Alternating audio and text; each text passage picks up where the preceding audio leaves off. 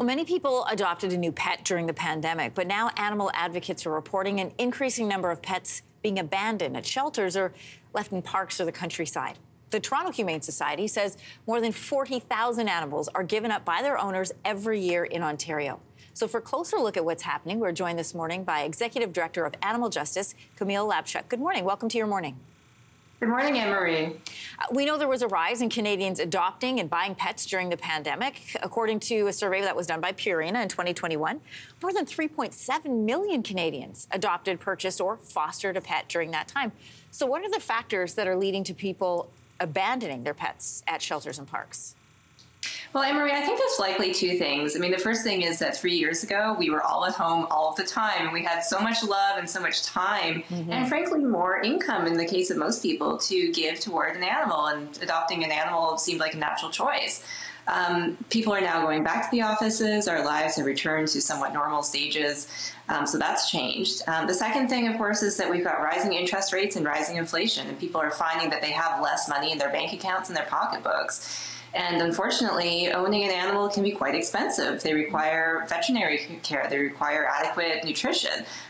They require not just time, but money as well. And so I think you're seeing people having less time and having less money, and that leading them to make this unfortunate decision.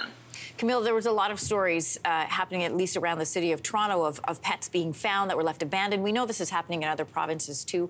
What happens to the animals once they're found? Well, you know, if they're very lucky, they're found quickly before they have been ravaged too much by the weather and before they've starved to death, and they're rehabilitated and hopefully rescued and adopted into another home. If they're not lucky, they spend months outside, you know, slowly starving to death and picking at garbage and other food until their bodies just can't take it anymore. So, you know, it's really never appropriate to abandon a pet. They just don't have the skills that they need to survive in the wild, and certainly not in a northern climate in the winter. You believe the government needs to regulate pet ownership and animal shelters closely. What would that look like?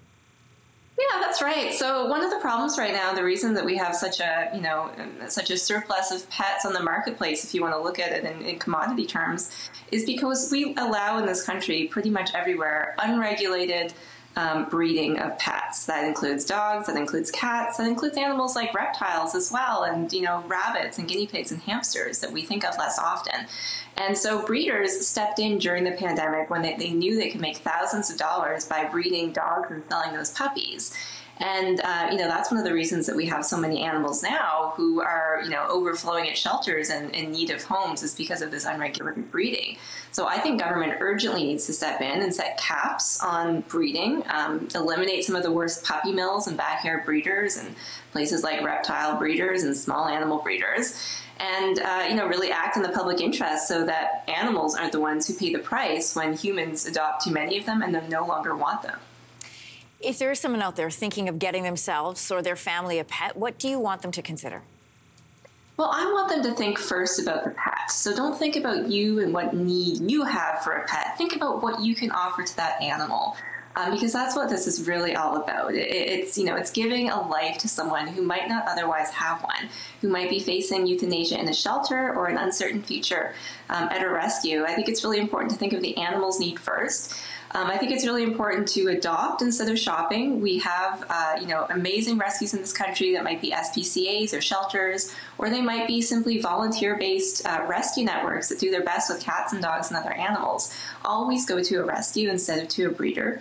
And the third thing is to make sure that you consult with that rescue about what animal is appropriate for your lifestyle. A lot of times people adopt animals without really that much information about what type of veterinary care they can anticipate paying for and what type of needs that animal has, and they don't really understand how that fits with their lifestyle. But rescues are able to advise you on this. They know, you know, what types of families might be more appropriate for certain types of dogs or certain type of rabbits or other animals. And so always consult with a rescue for your best advice.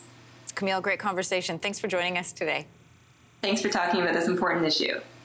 Hey, thanks for watching. If you liked this, be sure to subscribe here, or you can check out more Your Morning videos right here.